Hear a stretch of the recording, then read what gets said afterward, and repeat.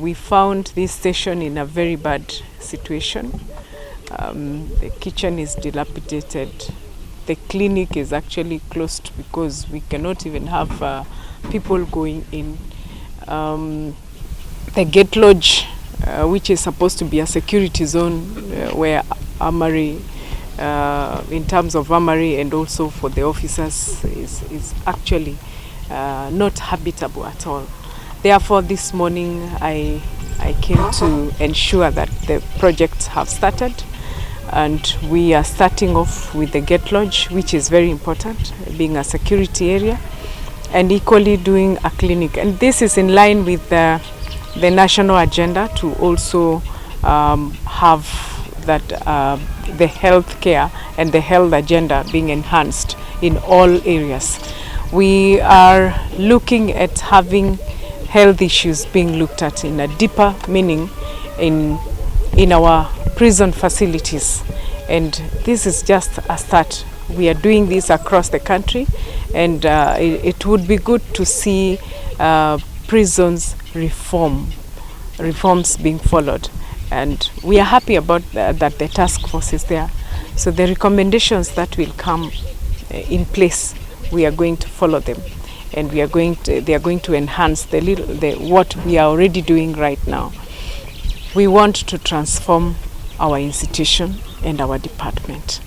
Transformation is the only way, not just reforming, but transforming the whole department. Today we equally have an excess. However, as the CS said, we are working very hard together with the Judiciary to see that we are reducing the numbers in our prison facilities. We do not have kids in Kirinyaga, a women prison in Kirinyaga. We have one in Embu, we have one in Nyeri, and we have others across the country. But I've just mentioned the ones that are in this region.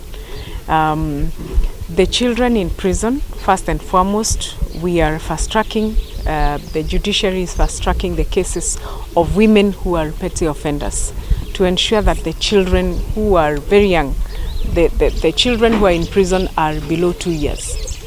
Therefore, if we can get them out of prison, the very best. Currently, we have about 300 children across the country. So ensuring that their mothers, if they have petty offenses, they can go away.